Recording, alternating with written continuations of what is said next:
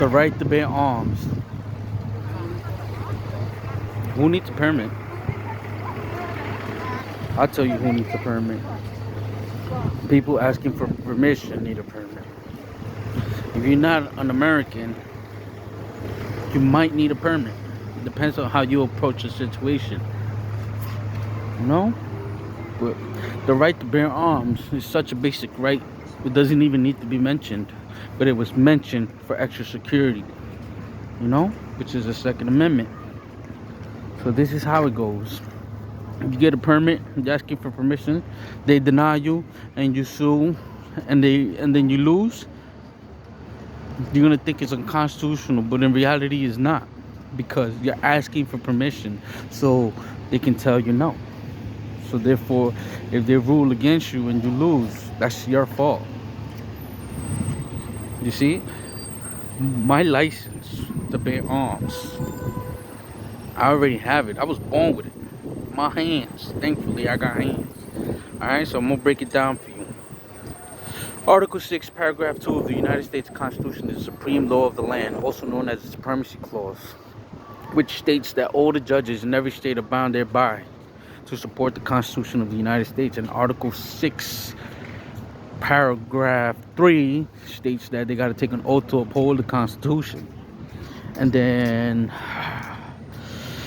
Title 4 USC 1, I believe it says that judges got to submit an oath of office. Okay, so you put in all these together, right?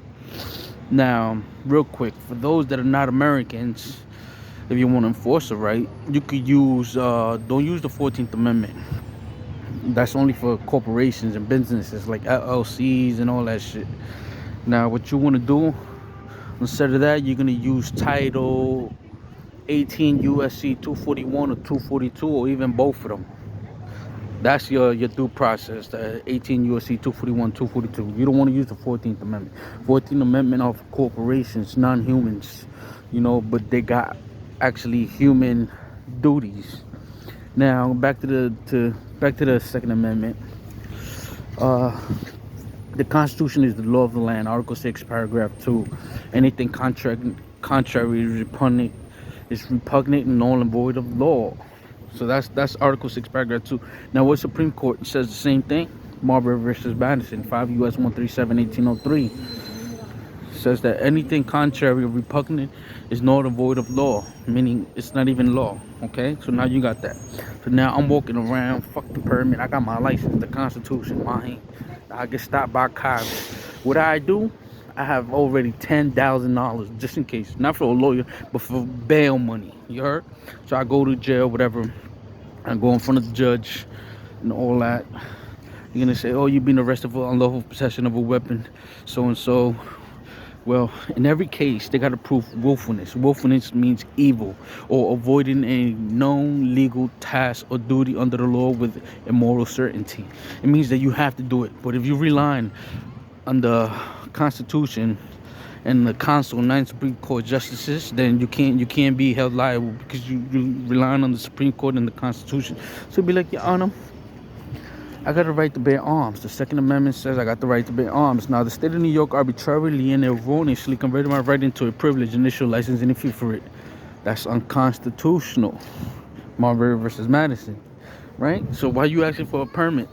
They turn it into a privilege. So you fighting, they don't want to give you a license. You're gonna lose, nigga.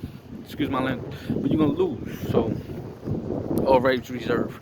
Yeah, so, and this is informational purposes and educational purposes only, and entertainment purposes for those that actually probably notice. So yeah, so you go, the state of New York arbitrarily and erroneously converted my right to bear arms into a privilege and issue a license and a fee for it. That's unconstitutional. Marbury versus Madison. Now, Murdoch versus Pennsylvania, 319 U.S. 105, 1943, clearly states no state, that means any state, anywhere in the United States, no state may convert a secure liberty into privilege and issue a license and a fee for it.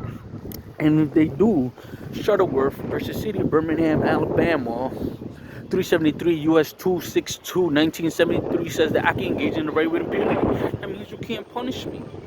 Now, Bishop versus United States, 412 U.S. 346,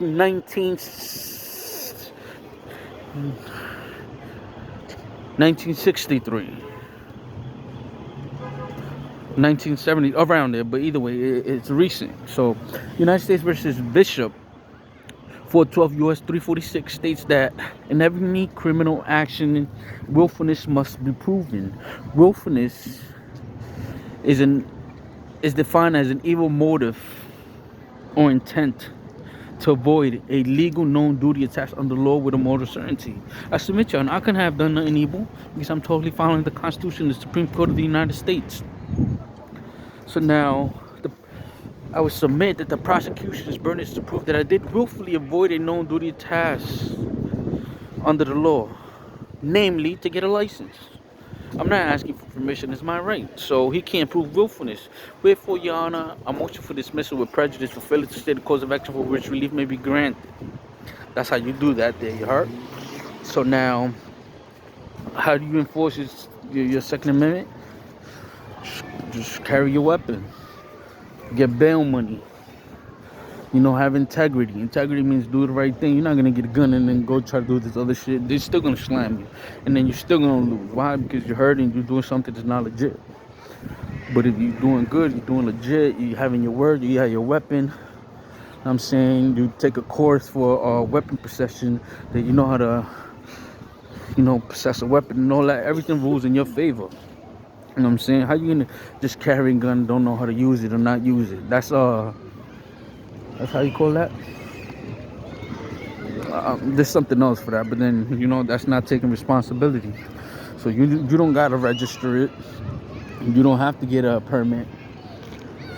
You just have to know the law and be an American, exercise your constitutional rights.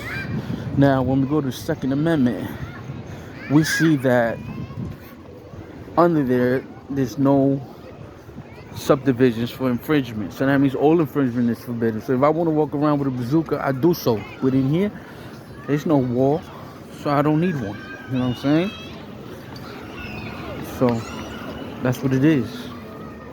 I'm saying. Now everybody out there that's been incarcerated, there's a guy right now that's been incarcerated for a weapon possession for 20 years. And you don't want to give him another habeas corpus because then the courts are going to get flooded, but they know he's innocent. My man, go file if you're in New York or wherever state you are, look for your state's version of New York's version of Article 440.10, which is a motion to vacate judgment. You go to 440.10 1H. Judgment was obtained in violation of a constitutional right of the state or of the United States of the defendant. So obviously, you got a Second Amendment right to bear arms, so all statutes are unconstitutional. You know what I'm saying? Who says so? Marbury versus Madison, Murdoch versus Pennsylvania, Shuttleworth versus City of Birmingham, all of that. You know what I'm saying? So that's what you do there, you know what I'm saying? So, there you go. Please support. On my name, there's a little link right there. If you want more videos like this, just tag me or whatever, donate some money, you know what I'm